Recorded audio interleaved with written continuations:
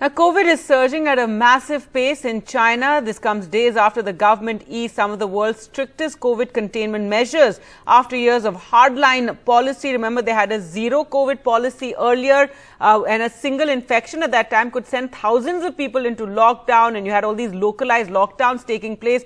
But now, ever since the easing of that, the big worry is just how fast COVID is spreading in the world's most populous country and whether China is underreporting the virus death toll as cases are mounting there. So many people who are watching China closely are reporting based on videos and news coming out on social media regarding China. Top health scientist Dr. Eric Fiegelding in the US has put out a series of tweets and it stated the current Omicron variant in China has an R value of 16, meaning one person can infect 16 others. Another scientist has tweeted saying that the doubling time of the virus is just hours, not even days. And there seems to be overwhelming evidence that public health systems in capital Beijing and elsewhere in China are being overburdened by the COVID surge.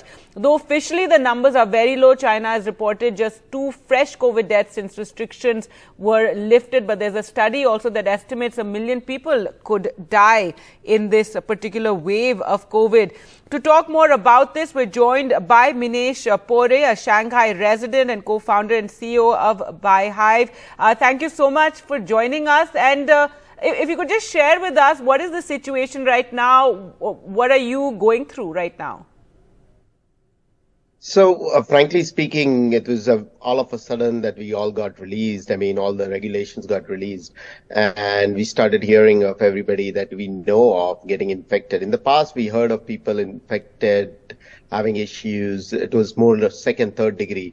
Now it is almost first. It's not almost. It's first degree, and we know of people all around us, especially here in Shanghai and Beijing, where almost everybody is infected. We can see that the traffic on the roads is less. The delivery guys are not coming as normal. Everything is affected pretty much that you can think of when so many people are infected. The good news is that the infections are not as bad as it was in the Delta's time or even in the Omicron. The infection stays for maybe a day or two and then you start recovering. All right, so that is good news, and the virus as it circulates is set to get weaker and weaker, so that has been the hope. But what about the hospitals and the crematoriums, etc.? What are you hearing? Because there are these videos on social media where it's difficult to authenticate, but it's being reported in news outlets like Bloomberg, etc., about how there are these long lines outside crematoriums and the hospitals are burdened. I mean, what I have seen from my personal experience, right? I can't talk about what Sure. is going on in social media. You can't just believe everything Yes, that absolutely. goes on. But I have friends that I went to the hospital. They had waits, maybe 30-minute waits, but they got attention from the doctors. Whenever I have needed medication and stuff, we've been able to procure it. I haven't hearing, at least in the big cities, we're not hearing lines to the crematoriums or any of that, not in the first, second degree connections. So that might be a little bit more exaggerated as it happens in these situations. Right, absolutely. And the worry, but now after China has withdrawn that zero COVID policy and eased the restrictions, is also about the infection traveling from city centers like Shanghai, like Beijing, and going into the rural areas. And like we had in India as well, that is where we have a lot of challenges because, it doesn't have the same infrastructure. Yeah, and the other challenge is also that the rural areas and even in the urban areas, what I personally see is that people who were vaccinated with the Chinese vaccines are more succumbing, and their symptoms are much more severe as compared to people like us who've had international vaccination, right? I mean, the symptoms for almost all of the foreigners that we know who have been vaccinated with maybe a Pfizer vaccine or a Johnson & Johnson or one of these international vaccines, it's far lesser. The impact is far lesser. But we see of people who are from here, who've not been able to go out and who have been vaccinated locally.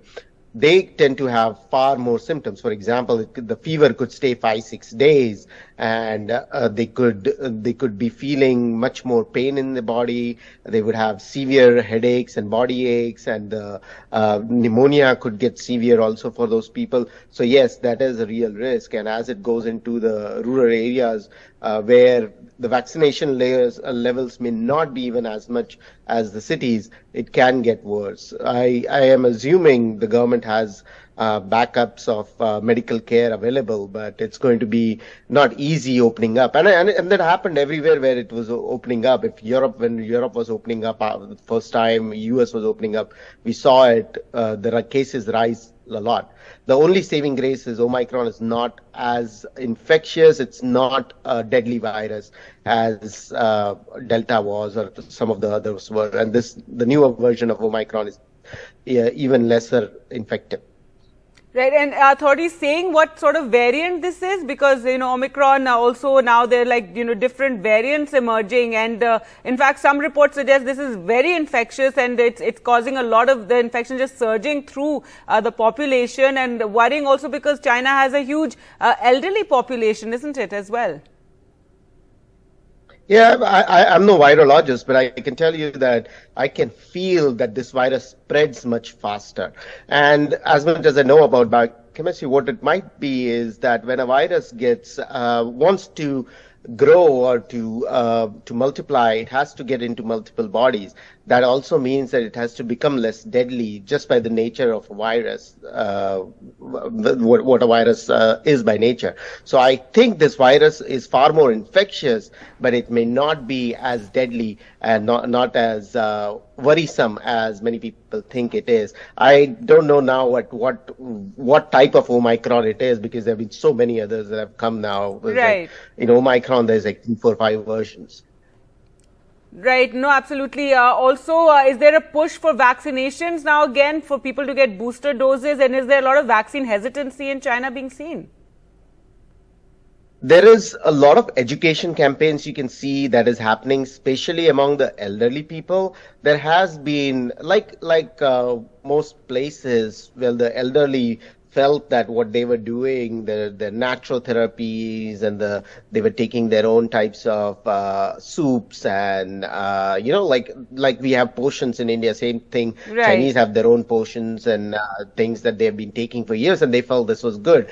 But now they've been forced, okay, if you want particular treatments, you will have to get the vaccinations first also, and they've been put against the wall where they are compulsory getting vaccinated. And this has started not just now, they've started doing this for the last 3-4 months.